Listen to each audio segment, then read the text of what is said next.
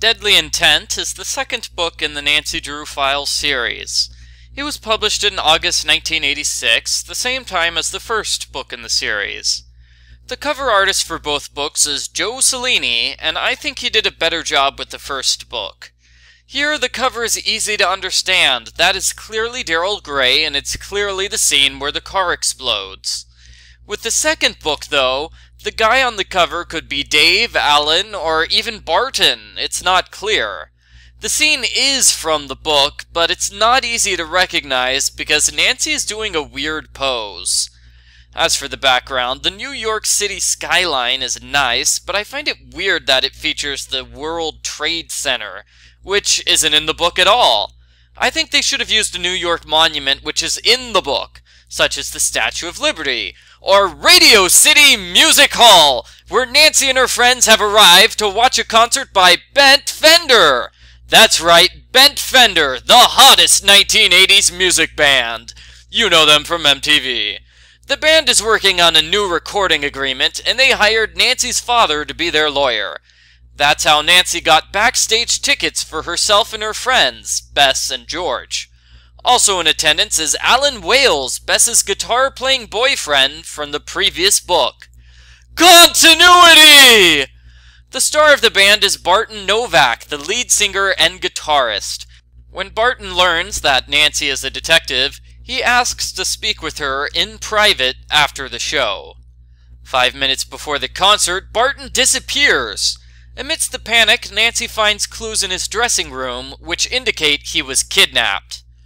Obviously, there are no other musicians in Radio City Music Hall, so the band makes Alan their temporary lead guitarist. Nancy goes to interrogate the roadies and security guards. It turns out that two men, disguised as roadies, appeared right before Barton's kidnapping. Nancy finds a wallet with a Chinese dragon design, and when she picks it up, thwap! Nancy gets knocked unconscious and misses the entire concert. That's too bad, because it sounds like it was a great concert. Bess is so impressed with Alan's guitar skills that she thinks he should get his own record deal. The next day, Nancy goes with her father to meet Ann Nordquist, the band's agent. Not to criticize the book so early on, but they really should have rewritten this section. It's supposed to be the book's romantic subplot, but all they talk about is business and the mystery.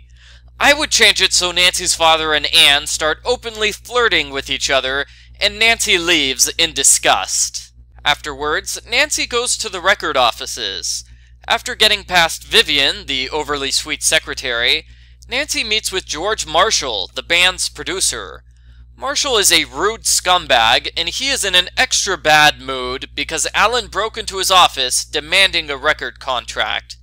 Naturally, he threw Alan out of the building. Marshall is supposed to be a major suspect, but this is the only time he appears in the book, so feel free to forget him. Nancy has lunch with George, and they talk things over.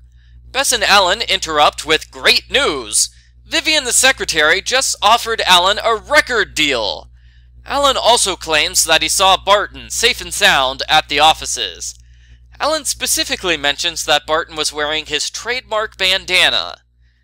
Nancy is a little suspicious that the producer kicked Alan out of the office, then offered him a contract. After lunch, she voices her suspicions to George. Then she gets an update from the security guard. Security found Barton's trademark bandana in the dressing room. Since the bandana is one of a kind, this proves that Alan was lying when he said he saw Barton. Nancy and George rush to the recording studio to warn Bess about her lying no-good boyfriend. Bess and Alan have already left at this point, but Nancy spots Vivian sneaking around with a package. Nancy and George follow Vivian, and it turns out that Vivian is visiting the storeroom where they keep all of the master records. The book then gives an extended educational lesson about 1980s music piracy. Pay close attention, students! In the 1980s, people often stole master records and used them to mass-produce cheap, illegal copies, which were later sold at full price. Over $1 billion per year were lost in royalties and residuals due to pirated audio and visual materials. The world's biggest producer of pirated records is a country without any copyright laws. Communist China. Dun dun dun! You can certainly tell that the Nancy Drew files were written during the Cold War. In the first book, Nancy fights spies from communist Russia. In the second book, Nancy goes up against music pirates from communist China. I imagine the third book has Nancy attacking communist Cuba and dethroning Fidel Castro. Either way, Nancy knows what happened now. Barton found out about the pirated record somehow, and the criminals kidnapped him in order to keep him quiet. Afterwards, Nancy's boyfriend Ned comes to visit her in New York. Things are a little tense between them because Nancy kissed Daryl Gray many, many times in the previous book. Continuity! That night, Nancy's father has a date with Ann Nordquist. Nancy doesn't like the idea of her father dating, so she puts Ann at the top of the suspect list. Kidnapping is one thing, but kissing Nancy's father? That is the crime to end all crimes. The whole group goes to a dance club. Once there, Nancy confronts Alan about his lies, and she suggests that his instant success in the music industry is a fake. Bess is furious that Nancy is attacking her boyfriend's good character, and a fight erupts. Outside the club, a random person, decides to introduce himself. He is Dave Peck, a sleazy guy who left River Heights after being kicked out of college and getting fired for selling pirated records. Dave is currently living in New York, and he is making a lot of money working for James Lee. He can't say what he does to get his money, though. Too late, Nancy realizes that Dave fits the description of one of the kidnappers, and when she runs after him, someone attacks her with a Chinese throwing knife. Before you can say, "Why doesn't Nancy call the police?" Nancy goes on a search for Dave. She spends the next day trying to find him, but she has no luck. That night, everyone goes to a Bent Fender concert. MTV is there playing videos. That's how you know this book is from the 1980s. And one of the music videos features Vivian the secretary making out with Dave Peck. Wow, so that makes 2 books in a row where finding a vital clue is connected to making out with someone. I think I know why Nancy enjoys being a detective so much. Nancy finds Vivian arguing with Alan. He wants to tell the truth about something, and Vivian threatens him. Not long after, there is an unexpected blackout, and Bess gets kidnapped. Alan confesses everything to Nancy. He was offered a record deal in exchange for lying about Barton's disappearance. I don't understand this plot point, because Alan only told 3 people, Nancy, Bess, and George. Why did the criminals bribe Alan to lie to 3 random girls? It would make sense if they wanted him to lie to the police or even the other band members, but no! They wanted Alan to lie to 3 girls that are barely connected to the kidnapping! Conveniently, Alan overheard Vivian's phone call about a shipment that night at 10:30 at the Duck House. Going out with the shipment is a body. It takes a chapter, but our heroes finally realize that Vivian is referring to Lee's Duck House, a Chinese restaurant run by James Lee. They search the restaurant, but they don't find anything. Nancy realizes there is a second entrance in the back, but it is being guarded by tough-looking men, including Dave Peck. Instead of waiting for the police to arrive, our heroes decide to attack. You know, because 4 teenagers and 4 musicians can easily fight professional bodyguards. This leads to the scene on the cover of the book. Nancy approaches a guard and asks for a smoke. While the guard is distracted by lighting a cigarette, Nancy uses her karate moves that have never been mentioned until just now. She hits the guard in the chin with the palm of her hand, and he instantly collapses unconscious. 5 points to anyone who saw the cover of the book and realized Nancy is doing karate. Nancy's shoulder gets badly twisted in the fight, but her friends win and they lock the guards in their truck. Inside the building, they find a load of pirated records, and they find Barton and Bess tied up. Alas, the victory is short-lived. James Lee arrives with a gun and all of his guards. They tie everyone up while Nancy and Lee dialogue about everything that happened in the book. They want to clear up all those loose ends, after all. Lee says that as soon as all of the records are loaded on the ship, he and his criminal friends are escaping to China. They can't leave any evidence behind, so they're going to set the warehouse on fire and kill all of our heroes.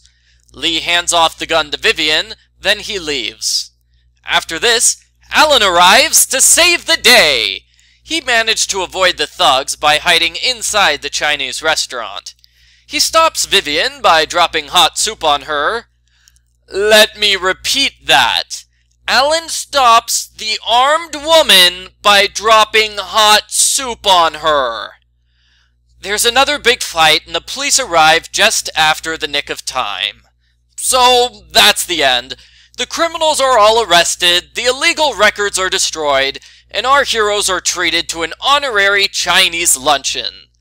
Hopefully there won't be any soup at this luncheon, because we just learned that Chinese soup is more dangerous than guns. Bess decides to break up with Alan because she doesn't want a boyfriend who lies to get what he wants. Ned and Nancy are a couple again, even though they did absolutely nothing to repair their wounded relationship. The band decides to write a song called Scared to Death about the entire adventure. Also, Nancy's father announces that he plans on marrying his new girlfriend, Anne. Ha ha ha! Just kidding, we'll never see Anne again. But, continuity! The end. Post-book follow-up. This book is a mixture of good and bad. The interactions between Nancy and her two friends are probably the highlights, and there is palpable drama when Nancy realizes she has to get Bess away from her lying boyfriend. The drama with Bess and Alan is the best part of the book, so it's a good thing that this is a major plot line.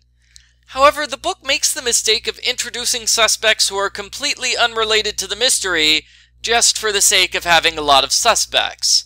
For example, Anne is supposed to be suspicious because she took a vacation to China. That is the paper-thin excuse for keeping her as a suspect, and Nancy treads it out at least 4 times. It's a humongous stretch, especially considering that Anne is only on screen for 3 pages. The book's major culprit, James Lee, doesn't show up until the very end of the book, making it impossible for readers to guess who the culprit is. The book puts more effort into the minor culprits, Dave and Vivian, and there is a definite payoff to this at the end, when Nancy is tied up and has a long conversation with them. I didn't buy this situation for a second, but I can still appreciate the minor redemption that the book was going for. I should probably mention that the book has 2 or 3 investigation chapters that are well done. I can't tell the difference between any of the band members, but the scenes with them are good nonetheless. I enjoyed the minor continuity nods, even though they will all be forgotten by the time they publish the next book in the series. I give Nancy Drew Files' Deadly Intent the same score as the first book, an 8 out of 10. Wait a minute. On second thought, I'm going to take away a point for the soup stunt and the ridiculous Nancy knows karate twist they pulled at the end of the book. So that makes the final score a 7 out of 10.